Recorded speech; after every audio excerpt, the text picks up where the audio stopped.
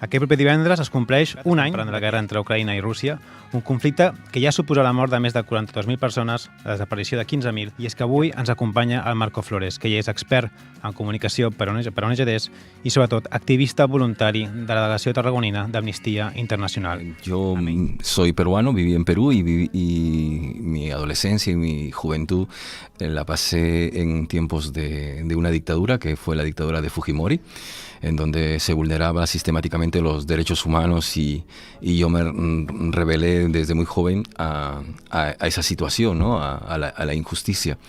Y había desapariciones, había gente encarcelada, admiraba, digamos, a esa organización y me parecía como si fuera una balsa de oxígeno, una balsa que está en el mar dentro de la injusticia que hay, que muchas personas en los Andes peruanos o gente encarcelada, sindicalistas, etcétera, digamos, se abrazaban a ella, ¿no? como una especie de refugio, ¿no? Y Amnistía pues hacía las denuncias y muchas veces los medios de comunicación se alineaban al gobierno y criticaban mucho a Amnistía Internacional, y yo ya digo, si a esta organización le critican tanto, es que debe ser buena.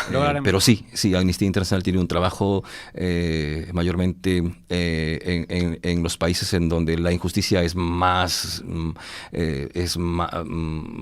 dura, digamos, ¿no? Más dura, ¿vale? Pero sí es importante los trabajos, los defensores de derechos humanos locales, ¿no? Las organizaciones, felizmente, en cada país, en cada lugar existe. Es una invasión, es una ocupación y es un conflicto internacional. ¿Cuál puede ser un conflicto que da origen a un enfrentamiento internacional, ¿no?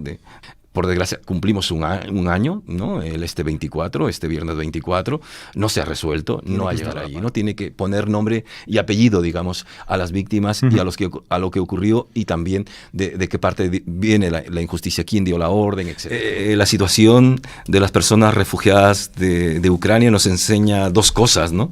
Nos enseña lo bien que se puede hacer, ¿no? Que los países abran sus puertas, en este caso de Ucrania, ¿no? Lo bien que se puede hacer, y la empatía que hay y la capacidad que hay de los países también para acoger a la población vulnerable, como es la de Ucrania.